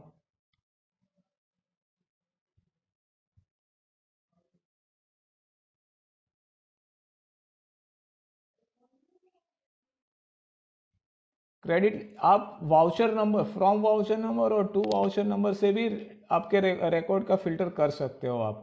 अगर मेरे को 1 अप्रैल से लेकर 31 का ही चाहिए तो मैं ड्यूरेशन दे देता हूँ और रिपोर्ट पे क्लिक करता हूँ, तो जिसका जितना भी आपका रिसिट का वाउचर बना हुआ है वो सब यहाँ पे आ जाएगा। उसका अगर प्रिंट चाहिए तो आप प्रिंट निकाल सकते हो, अगर आप एक्सेल में चाहिए तो एक्सेल में भी ट्रांसफ़र कर सकते हो। सिमिलर जो डेबिट बिल के लिस्ट में जो फिल्टर थे वही सेम फिल्टर आपको यहाँ पे भी मिल जाएंगे। अगर इसका फॉर्मेट देखना है तो ये हमारा फॉर्मेट रहता है कि सबसे पहले receipt voucher number, name of the debtor, village, amount, उसका डेबिट कब हुआ था, क्या आइटम थी, अगर ट्रांजैक्शन हुआ है तो क्या स्टेटस है, डेट ऑफ रिसिट, क्या कौन से बैंक से ये निकाला हुआ है, अकाउंट नंबर क्या है, और उसका डेबिट वाउचर नंबर क्या था। मतलब हमें पूरा एक कॉन्सोलिडेटेड कॉम्प्रिहेंसिव रिपोर्ट यहाँ से ही मिल जाता है। उसके बाद अगर आपको डे बुक देखना है तो डे बुक में आपको कौन सी डेट से कौन सी डेट का डे बुक चाहिए। सपोज मेरे को 1 अप्रैल से लेके आज तक का डे बुक चाहिए, तो मैं यहाँ से ही डे बुक निकाल लेता हूँ। मेरे मेरे डेट मतलब ये 13 अप्रैल का आया, फिर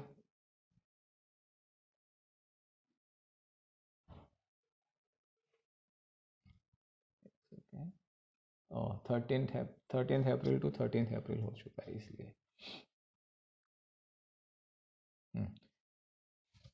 फर्स्ट से लेके 10th तक कोई ट्रांजैक्शन ही नहीं था तो कुछ नहीं है, लेकिन 10 अप्रैल को हमारा फर्स्ट ट्रांजैक्शन हुआ। ओपनिंग बैलेंस क्या क्रेडिट है क्या डेबिट है वो मिला के क्या करंट इंटरेस्ट है वो सब आएगा।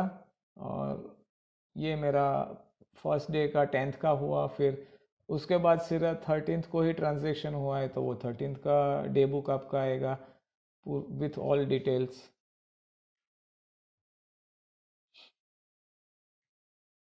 तो ये आपका डे बुक या तो रोजमेल जो आप बोलते हैं वो हो चुका है। फिर लेजर आप निकालते हैं कस्टमर के, तो आपको कस्टमर का लेजर चाहिए तो आप कस्टमर का लेजर भी निकाल सकते हैं।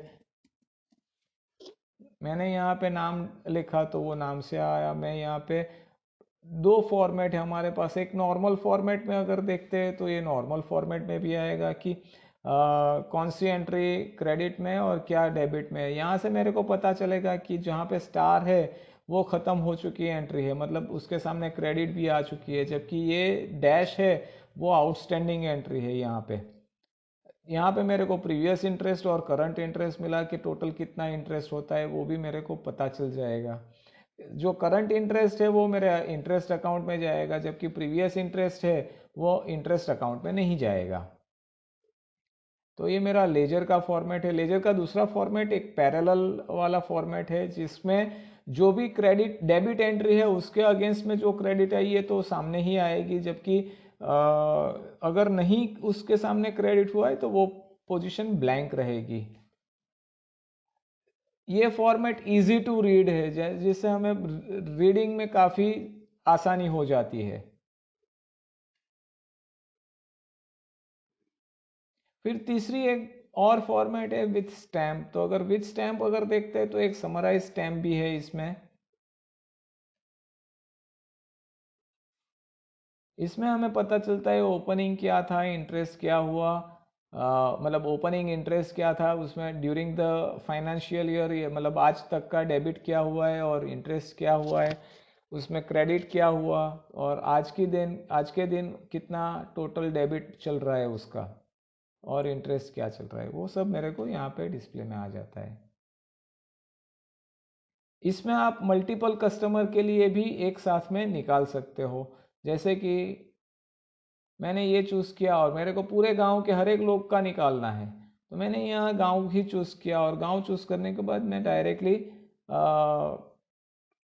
शो कर लेता हूँ। तो शो करने से हर एक का आएगा। मैं इसलिए अभी क्लिक नहीं कर रहा हूँ कि it takes a lot of time. तो हम क्या करेंगे कि छोटा सा कोई है जिसमें नंबर ऑफ पर्सन्स कम है उसका हम निकालेंगे, so that it won't take much time. ये है, चलो चलेगा। तो मैं ये जो एक गांव है उसके नंबर ऑफ क्लाइंट जो भी है उसका भी ले लेता हूँ। मैंने यहाँ स्टैम्प की, अगर मेरे को स्टैम्प की ज़रूरत नहीं है मैं स्टैम्प हटा के भी ले सकता हूँ। ये नोटिस का यहाँ पे नोटिस, तो ये लेजर से मेरे को ये पता चल जाता है कि इसका जो ड्यू डेट था वो ड्यू डेट ख़त्म हो चुका है। मतलब मैच्योरिटी डेट हम नॉर्मली जब फाइनेंस करते हैं, जब हम मनी पैसे देते हैं तो उस वक्त हम 12 महीने का देते हैं। तो 12 महीने से ज़्यादा पीरियड हो गया है उसके लिए वो नोटिस का यहाँ से अपने आप आ जाएगा। तो देखने से भी हमें पता चल जाएगा कि इसका ड्यू है।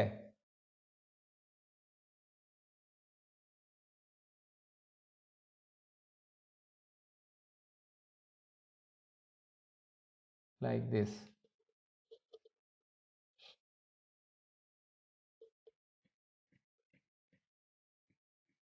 तो आप एक साथ मल्टीपल कस्टमर के भी लेजर निकाल सकते हो। अगर एक सिंगल कस्टमर ही चूज करते हो तो उसका फोटोग्राफ और सिग्नेचर भी स्क्रीन पे आ जाएगा। तो पूरा एक कंफर्मेशन यहाँ से मिल जाता है कि मेरे को क्या चाहिए, वही चीज़ यहाँ से मिलेगा। फिर दूसरा एक ऑप्शन रहता है बैग लिस्ट, जो मैंने बताया था कि बैग लिस्ट मतलब क्या होता है कि जब वो कस्टमर बोलता है कि भाई मेरे को, मैं पैसा आपको दे देता हूँ तो मेरा आइटम जो भी है वो मेरे को दे देना, तो आप कैसे वो निकालोगे? तो आपको पता होना चाहिए कि मैंने इसका, ये कस्टमर है, स्पेसिफिक कस्टमर, उसका आइटम है वो कौन से बैग में गया हुआ है। तो वो हम यहाँ से निकाल सकते हैं कि भाई कौन सी बैग में कौन सा आइटम गया हुआ है।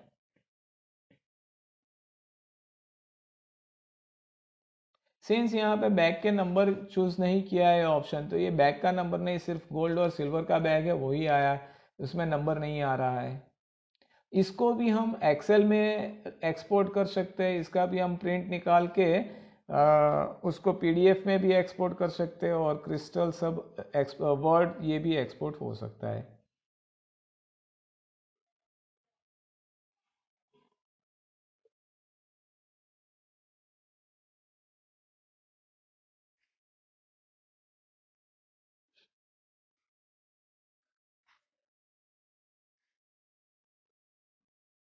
ये आपके एक्सपोर्ट के अलग अलग फॉर्मेट है, इसमें आप एक्सपोर्ट कर सकते हो।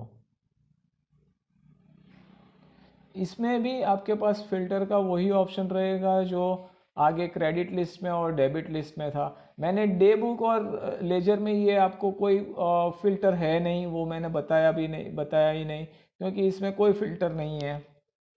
फिर इंटरेस्ट रिसीव्ड, मतलब आज तक आपने क्या इंटरेस्ट रिसीव किया है उसका अगर रिपोर्ट निकालना है तो आप वो भी निकाल सकते हो, जिसमें आपको डे वाइज क्या क्या इंटरेस्ट रिसीव किया उसका पूरा एक लिस्ट आएगा, जिसमें करंट इंटरेस्ट क्या है और प्रीवियस इंटरेस्ट क्या है। मतलब हमें पूरे फॉर ए गिवन ड्यूरेशन, एक महीने में हमने टोटल क्या इंटरेस्ट कमाया है वो मेरे को यहाँ से मिल जाएगा। इसको भी आप एक्सेल में एक्सपोर्ट कर सकते हो।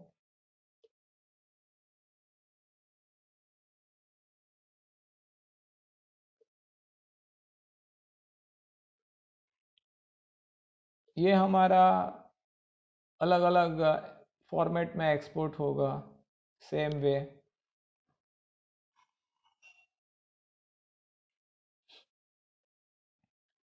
फिर ये काफ़ी इम्पोर्टेंट हमारा मॉड्यूल है। ये एक इंटरेस्ट प्रोजेक्शन का है। नॉर्मली इसका यूज़ कब होता है तो जनवरी महीने में होता है, जनवरी फरवरी में होता है, क्योंकि ये इंटरेस्ट प्रोजेक्शन के हमें हमें पता चलता है कि अप्रोक्सीमेटली मेरे को इतना इंटरेस्ट आने वाला है, तो मेरा इनकम टैक्स का पोजीशन क्या होगा, क्या इनकम टैक्स, क्या अगर एडवांस टैक्स पे करना है तो मेरे को पे कर देना चाहिए, कितना पे करना चाहिए। और अगर टैक्स प्लानिंग मेरे को करना है तो वो टैक्स प्लानिंग में भी यहाँ से ही मेरे को पता चलेगा। इसमें क्या होता है कि आज के दिन जितने भी मेरे आउटस्टैंडिंग पड़े हुए हैं वो आउटस्टैंडिंग पे क्या इंटरेस्ट आने वाला है, वो इंटरेस्ट के हिसाब से कैलकुलेट कर लेगा सिस्टम कि भाई इतना आपका इंटरेस्ट आने वाला है, तो आप प्लान कर सकते हो।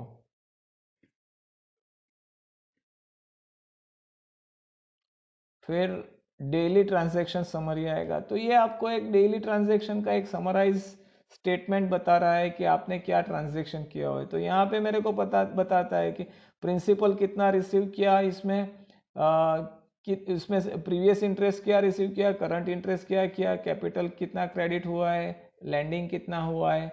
सेम वे 13th को क्या, मतलब जो जो भी दिन को फॉर ए गिवन ड्यूरेशन हमारा जो भी ट्रांजैक्शन हुआ है वो पूरा पूरा यहाँ से मेरे को डिस्प्ले में आ जाएगा।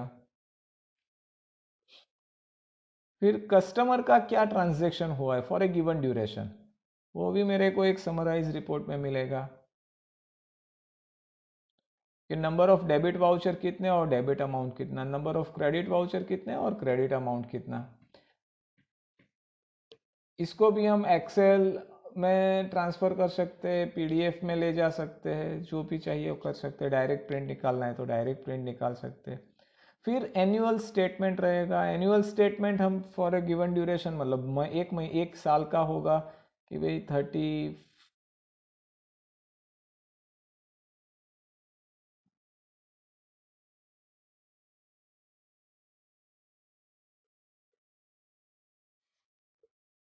जो भी आउटस्टैंडिंग कस्टमर रहेंगे वो आउटस्टैंडिंग कस्टमर का जो भी अमाउंट है इसके हिसाब से अपने आप ये एनुअल स्टेटमेंट जनरेट कर देगा system.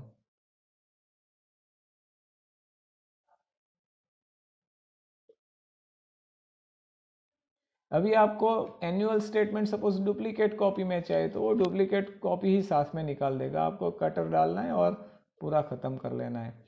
At the same time जैसे आप डेबिट बिल का रजिस्ट्रार के ऑफिस में स्टेटमेंट भेजते हो समरी स्टेटमेंट, वैसे एनुअल स्टेटमेंट का भी एक समरी स्टेटमेंट हमें रजिस्ट्रार के ऑफिस में भेजना होता है।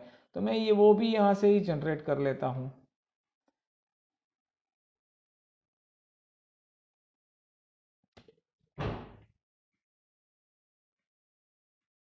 फिर बैलेंस शीट चार्ट रहेगा एक, कौन सी डेट से कौन सी डेट के बीच में चाहिए तो मैं ये ड्यूरेशन दे देता हूँ।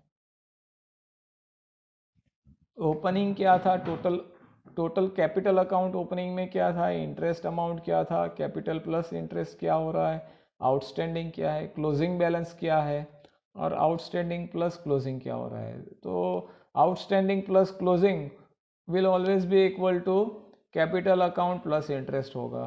तो यहाँ एज ऑन 13th मेरा ये हो रहा है कि इंटरेस्ट मैंने ये रिसीव किया है, तो मेरा आउटस्टैंडिंग और उसके हिसाब से मेरा ये पोजीशन आएगा। फिर customer maturing list, for a given duration कितने कस्टमर का अमाउंट मैच्योर हो रहा है वो अगर मेरे को निकालना है तो वो भी मैं निकाल सकता हूँ कि भाई फॉर एग्जांपल ये अप्रैल 1 अप्रैल से 30 अप्रैल तक कितना अकाउंट मैच्योर होने वाला है, जो मेरे कैरी फॉरवर्ड हो क्या है इसमें से ये मेरा लिस्ट मिल रहा है कि इतने मैच्योर होने वाला है। तो उस जो भी अकाउंट मैच्योर होने वाले हैं उसकी डिटेल्स अगर देखते हैं तो अकाउंट नंबर, अमाउंट, कौन सी डे को हमने फाइनेंस किया था, नेम ऑफ द डेटर, फिर एड्रेस रहेगा, आइटम की डिटेल्स है, कुछ रिमार्क डाला हुआ है तो वो रहेगा, मोबाइल नंबर डाल भी आएगा कि हम हमें अगर कॉल करना है तो कॉल करके भी बोल सकते हैं। रिसिट नंबर, क्या आइटम में आइटम की डिटेल डाली हुई है कि भाई गोल्ड कितना ग्राम, सिल्वर कितना ग्राम, कितना प्योरिटी था, टोटल वे मतलब प्योरिटी के बाद क्या वेट हो रहा है, तो ये सब डिटेल्स मेरे सामने आ जाएगी मैच्योरिंग का। इसको हम एक्सेल में भी निकाल सकते हैं और सर्च के भी अलग अलग ऑप्शन लग जाएंगे कि जितने मतलब प्लेंटी ऑफ सर्च, काफ़ी बढ़िया सर्च आपको मिल जाएगा। उसके बाद एक डेटर्स लिस्ट रहेगा। पहले के टाइम में क्या होता था कि जब जो भी आपके एनुअल स्टेटमेंट होते थे वो आपको यूपीसी करने पड़ते थे कस्टमर को। तो यूपीसी करने से पोस्ट में 3-3 का क्लब करके स्टैंप लगाना पड़ता था। तो ये फॉर्मेट मिलेगा आपको, लेबल का फॉर्मेट भी मिलेगा और लिस्ट भी मिलेगा। अगर मेरे को ऑल डेटर्स का चाहिए तो मैं ऑल डेटर्स ऑप्शन ले लेता हूँ। ऑल डेटर्स का लिस्ट फॉर्म चाहिए तो मेरे को लिस्ट फॉर्म में मिलेगा। This is the list form जिसमें नाम आएगा, नेम ऑफ द डेटर आएगा और उसका एड्रेस आएगा including mobile number, account number, mobile number और बाद में उसका एड्रेस आएगा। फिर उसके बाद मेरे को अगर लेबल फॉर्म में चाहिए तो मैं वही चीज़ लेबल फॉर्म में भी ले सकता हूँ। ये 3x8 का लेबल का शीट ही आता है, स्टिकर का शीट, तो आप डायरेक्टली उसमें ही प्रिंट निकाल सकते हो।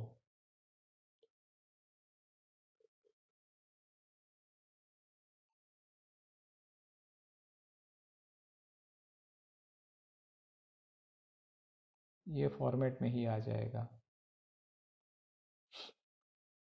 फिर ये तो हमारे ऑल डेटर्स हो गए। अगर सिर्फ आउटस्टैंडिंग का चाहिए तो outstanding for which date to which date भी हम ले सकते हैं कि भाई इतने दिन का ही आउटस्टैंडिंग का क्या है, तो मैं यहाँ पे 13 अप्रैल ही ले लेता हूँ सपोज।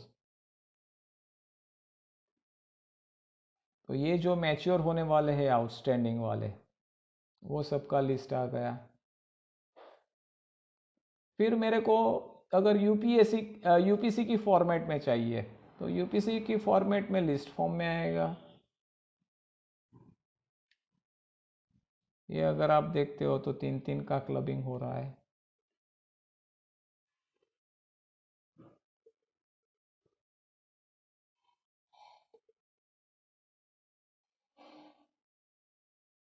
और दूसरा है ग्रेड।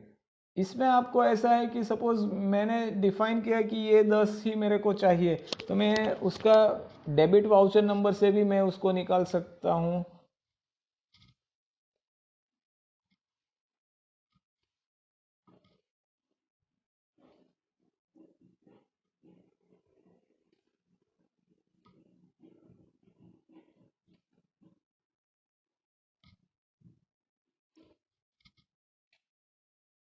ये 193500 नहीं है, 192500 भी नहीं होगा।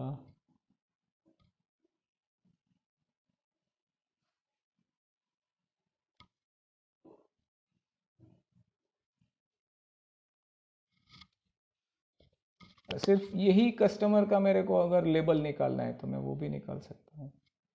ये लिस्ट फॉर्म था और ये लेबल फॉर्म में आएगा। और आगे ऐड करना है तो आप ऐड कर सकते हो।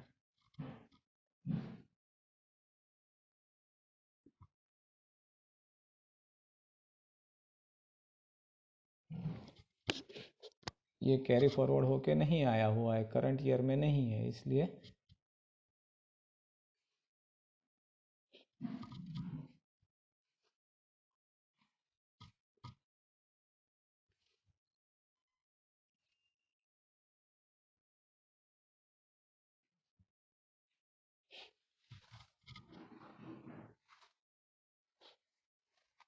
Like this.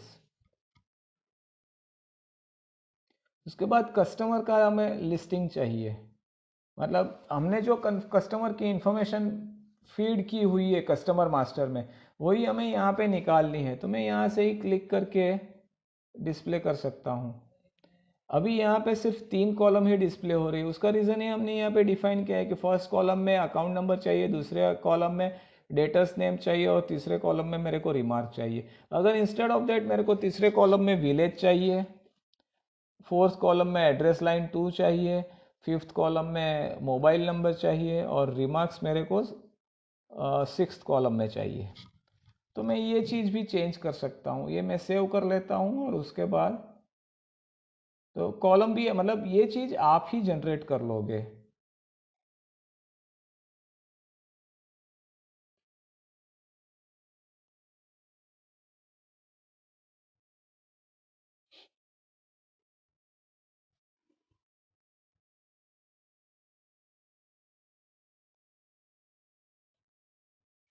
अभी आपको इसमें कोई स्पेसिफिक गांव के ही आपको चाहिए, तो सिर्फ एक ही गांव का आएगा।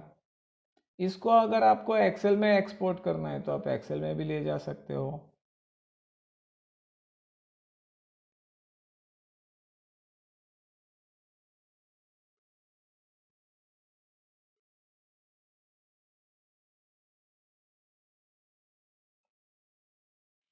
फिर रिकरिंग के मैच्योरिटी रजिस्टर अगर मेरे को देखना है, तो रिकरिंग का मैच्योरिटी रजिस्टर भी मैं देख सकता हूँ। फॉर ए गिवन ड्यूरेशन क्या है status. For a given duration तो नहीं है, मैं यहाँ पे ड्यूरेशन चेंज ऐड कर देता हूँ, ज़्यादा बढ़ा देता हूँ, तो ये दोनों भी मैच्योर हो जाने वाले हैं ये।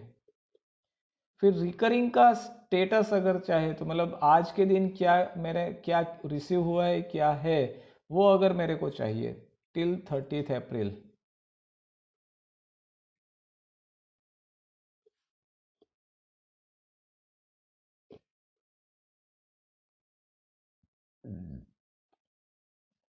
तो यहाँ से मेरे को पता चल जाएगा कि कितने नंबर ऑफ इंस्टॉलमेंट थे, इंस्टॉलमेंट अमाउंट क्या था, मैच्योरिटी डेट क्या थी, रिसीव्ड इंस्टॉलमेंट क्या है, तो पेंडिंग इंस्टॉलमेंट क्या है, मतलब टोटल इंस्टॉलमेंट पेंडिंग क्या हुआ, पेंडिंग अमाउंट क्या है, पेंडिंग प्रिंसिपल उसमें से कितना है और इंटरेस्ट कितना है, पेंडिंग इंटरेस्ट क्या रहेगा,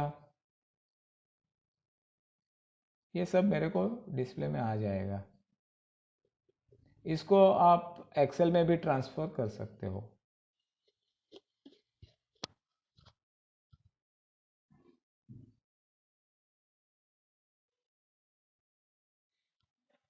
फिर उसके बाद आएगा हमारे मनी लेंडिंग में जो अदर देन कस्टमर जो हमारे ट्रांजैक्शन हुए हैं उसका अगर हमें रिपोर्ट चाहिए तो वो भी हम निकाल सकते हैं। इसको हम एक्सेल में एक्सपोर्ट कर सकते हैं। सिमिलरली क्रेडिट रजिस्टर भी निकाल सकते हैं, वो भी हम एक्सपोर्ट कर सकते हैं। तो this are all the reports. अभी दूसरा एक ऑप्शन रहेगा, ये MIS है। तो MIS में एक पेंडिंग लेजर आता है, फॉर लॉन्ग ड्यूरेशन से पेंडिंग है कि भाई ये गांव के कितने भी पेंडिंग है, अगर वो मेरे को देख लेना है कि भाई अलिंद्रा ही मैं लेता हूँ और आज के दिन का मैं लेता हूँ, तो जितने पेंडिंग वाले हैं वो सबका मेरा रजिस्टर आ गया। क्योंकि नंबर ऑफ कस्टमर तो इसका ज़्यादा भी हो सकता है, लेकिन पेंडिंग वाला कौन सा है वही हमें दिखाता है इसमें। इसको हम एक्सेल में भी ट्रांसफ़र कर सकते हैं।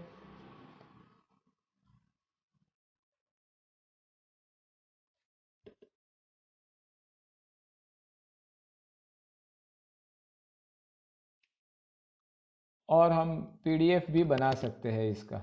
आउट ऑफ दैट अगर कोई एक स्पेसिफिक पर्सन का ही देखना है तो हम एक स्पेसिफिक पर्सन भी ले सकते हैं, और यहाँ पे आपके लिए फ़िल्टर भी है, ऑल डिफरेंट फिल्टर्स। दूसरा रहेगा हाउस कीपिंग के ऑप्शन। तो हाउस कीपिंग में क्या है कि अब आपके पास आज के दिन में कितना आउटस्टैंडिंग कस्टमर वाइज है वो आपको दिखाई देगा। कौन सा कस्टमर कहाँ का है, प्रिंसिपल क्या है, इंटरेस्ट क्या और टोटल क्या है। At the end of this whole report क्या टोटल है वो भी आपको दिखाई देगा कि भाई ये अमाउंट हमारा टोटल आउटस्टैंडिंग है। इसमें आपके पास फिल्टर भी है, आप एक्सेल में एक्सपोर्ट कर सकते हो, आप उसको PDF में भी एक्सपोर्ट कर सकते हो, आप स्पेसिफिक विलेज के ही कस्टमर देखना है तो भी आप ले सकते हो।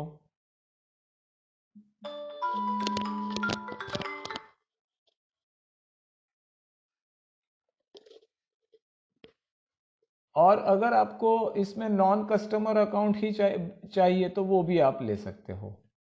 उसके बाद बैग लिस्ट आएगा आइटम वाइज कि भाई गोल्ड की आइटम का कौन कौन से बैग्स है मेरे पास, वो ही देखना है और उसमें क्या क्या पड़ा हुआ है तो मैं वो भी चूज़ कर सकता हूँ। गोल्ड की मतलब ये जो मेरा बैग नंबर आया था उसमें ये इतनी आइटम पड़ी हुई है विथ वाउचर नंबर एंड क्या आइटम है वो भी हमें मिल जाएगा, अमाउंट क्या है, वैल्यू क्या है। अगर मेरे को सिर्फ सिल्वर का देखना है तो मैं सिर्फ सिल्वर का भी देख सकता हूँ।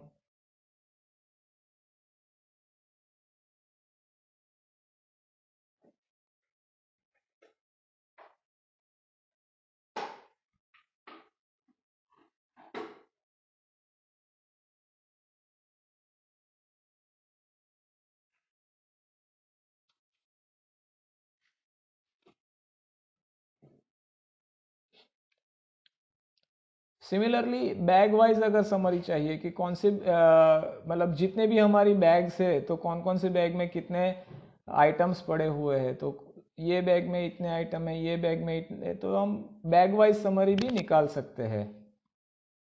इसको भी हम एक्सेल में ले जा सकते हैं या तो फिर PDF निकालना तो भी निकाल सकते हैं। Then another is a query. ये आपका एक अच्छा ऑप्शन है कि सिर्फ गोल्ड की आइटम ही चाहिए या तो सिर्फ सिल्वर की ही आइटम मेरे पास क्या क्या पड़ी हुई है वो देखना है, या तो बोथ देखना है, कितने ग्राम से कितने ग्राम का है वो चाहिए, कितने अमाउंट से कितने अमाउंट का है वो चाहिए। और अपार्ट फ्रॉम दैट हमारा जो नॉर्मल जो रिकॉर्ड फिल्टर का सर्च का ऑप्शन है वो तो रहेगा ही रहेगा। तो वो सब हम यहाँ से ढूंढ सकते हैं।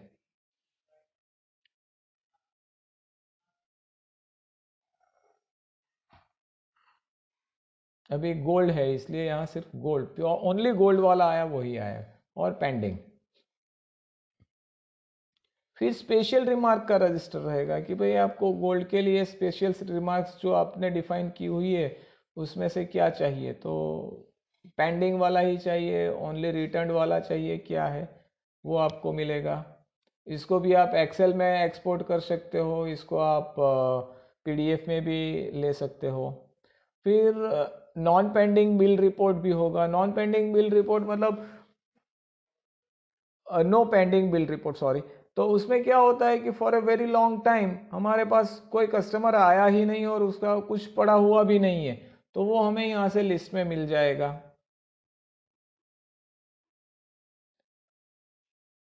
सॉरी, मैंने थोड़ा गलत बोला कि for a long time customer आया ही नहीं है और उसका कोई ट्रांजैक्शन भी नहीं हुआ, वो नो पेंडिंग बिल रिपोर्ट में आएगा कि भाई पूरा है और कुछ है ही, मतलब वो आता ही नहीं है।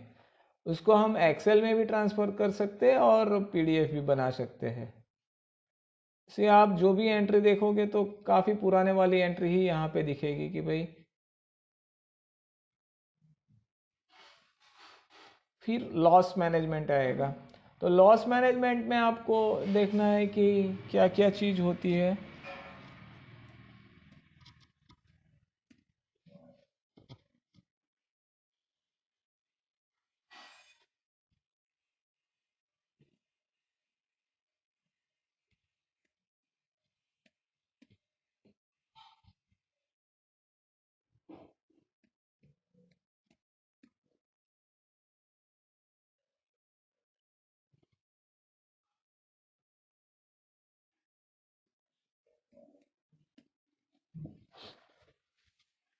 हाँ, इसमें मेरे को ऑल आइटम्स का देखना है पहले, तो मैं ऑल आइटम्स का ही देख लेता हूँ।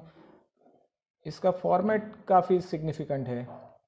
Name of debtor, village, amount, date, कितने मंथ हो चुके हैं, आइटम की डिटेल क्या है, प्रिंसिपल क्या था, इंटरेस्ट अमाउंट क्या हो रहा है as per hour interest rate, तो सो टोटल क्या हो रहा है, करंट वैल्यू इसकी क्या हो रही है, अगर लॉस है तो यहाँ पता चल जाएगा। मतलब जो हमारा आइटम है वो आइटम का वैल्यूएशन अगर प्रिंसिपल प्लस इंटरेस्ट मतलब ये जो टोटल है उससे ज़्यादा होगा तो कोई प्रॉब्लम नहीं है, तो लॉस नहीं है। लेकिन अगर ये जो टोटल है उससे करंट प्रॉपर्टी मतलब जो आइटम है उसका वैल्यू कम है तो वो लॉस की एंट्री है।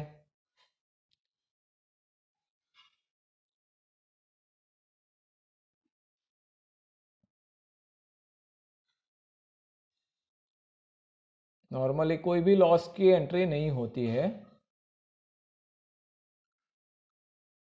लेकिन आप मॉनिटर कर सकते हो कि भाई क्या स्टेटस चल रहा है। उसमें गोल्ड का वेट क्या है, सिल्वर का वेट क्या है, गोल्ड की प्योरिटी क्या है, सिल्वर की प्योरिटी क्या है, प्योर वेट क्या है। फिर उसका पूरा एड्रेस डिटेल भी मेंटेन करना होता है, इसलिए कि अगर लॉस में जा रहा है तो हम उसको कॉल करके बुला सकते हैं कि भाई आप जो भी है ये पैसा दे जाओ और आपका ख़त्म करो ये। तो ये हमें पूरा एक लॉस मैनेजमेंट भी इससे मिल जाता है। तो this is how entire software work. उसमें अपार्ट फ्रॉम दैट थोड़े यूटिलिटीज़ भी है, जैसे अकाउंट मर्जर। सपोज एक ही बंदे का दो अकाउंट गलती से ओपन कर दिया है तो दोनों का मर्ज हम कर सकते हैं। उसमें फर्स्ट अकाउंट नेम नंबर और सेकंड अकाउंट नंबर डालने से एक ही अकाउंट नंबर में दोनों का आइटम चला जाता है। फिर दूसरा है अकाउंट डिलीशन। मतलब कोई कस्टमर ऐसा है कि 5 साल के से आया ही नहीं, उसका कोई आइटम भी नहीं है, वो पहले छुड़ा के ले गया था, अभी उसका कुछ है नहीं, तो उसको कितने टाइम आप कैरी फॉरवर्ड करते रहोगे, उसका कोई ट्रांजैक्शन ही नहीं होता है, वो कभी नहीं आता है। तो ऐसे कस्टमर को अगर हमें डिलीट कर लेना है तो आप डिलीट भी निकाल कर सकते हो। फिर चेंज पासवर्ड, मतलब एक बार आपने पासवर्ड डाला, सपोज आपको लगता है कि मेरा सिक्योरिटी का थ्रेट है और पासवर्ड चेंज कर लेना है, तो आप पासवर्ड चेंज कर सकते हो। फिर ये कॉन्फ़िगर डैशबोर्ड, ये कॉन्फ़िगर डैशबोर्ड भी एक इम्पोर्टेंट मॉड्यूल है, जिसमें अगर आप टू डू लिस्ट अगर मेंटेन करना चाहते हो तो एक एग्जांपल के लिए आपके पास है ही कि यहाँ पे टू डू लिस्ट कैसे मेंटेन कर सकते हो। ये आपका पूरा टू डू लिस्ट है, तो जैसे जैसे वो डेट आता जाएगा अपने आप वो स्क्रीन पे आता जाएगा। फिर नॉर्मली हम ये बोलते हैं कि आपके पास जो हमने एप्लीकेशन इंस्टॉल किया है वो एप्लीकेशन के लिए तो हम आपके लिए आपको कभी भी हेल्प करेंगे अगर मशीन को कुछ हुआ तो भी, लेकिन डेटा आपका होता है, डेटा हमारे पास नहीं होता है। अगर डेटा को कुछ हुआ तो we will not be held responsible. तो इन दैट केस आपका सबसे ज़्यादा रिस्पॉन्सिबिलिटी ये रहती है कि आपको डेटा का बैकअप ले लेना चाहिए रेगुलरली। तो अगर आप डेटा का रेगुलरली बैकअप ले रहे हो तो कुछ भी अगर होता है मशीन को तो भी हम डेटा रिस्टोर करके आपका पूरा ऑनलाइन ले आ सकते हैं। तो जैसे यहाँ पे मैं डेटा बैकअप में जाता हूँ, तो आपको कौन सा बैकअप है, मतलब आपके यहाँ तो एक ही होगा, मेरे पास ये ज़्यादा पड़ा हुआ है इसलिए ये दिख रहा है। तो आपके पास सिर्फ 2 ही फाइल डिस्प्ले में आएगी, उसको टिक मार्क करके सिलेक्ट ऑल करके आपको कहाँ पे बैकअप लेना है। अगर फोटोग्राफ और सिग्नेचर का भी आपने बैकअप लिया है तो वो भी ले सकते हो। This is a multiple financial year wise application चलता है, तो आपको कौन से फाइनेंशियल ईयर का डेटा चेक करना है, आप you can select specific financial year. फिर जो नॉर्मली क्या होता है कि ये जो हमारा रोज में डेली डे बुक होता है उसमें आप लिखते हो कि विक्रम संवत, है मतलब गुजराती डेट के हिसाब से भी आप लिखते हो। तो अगर वो भी आपको लेना है इसमें तो आप डायरेक्ट गुजराती कैलेंडर का भी इंपोर्ट कर सकते हो, जिसमें हमने फॉर्मेट दिखाया हुआ है कि ये फॉर्मेट में आप लिखोगे तो गुजराती जो बोल डेट आ जाती है वो अपने आप आ जाएगी और डे बुक में भी आ जाएगा वो चीज़। तो दिस इज़ हाउ हमारा पूरा मनी लैंडिंग का सॉफ्टवेयर वर्क्स।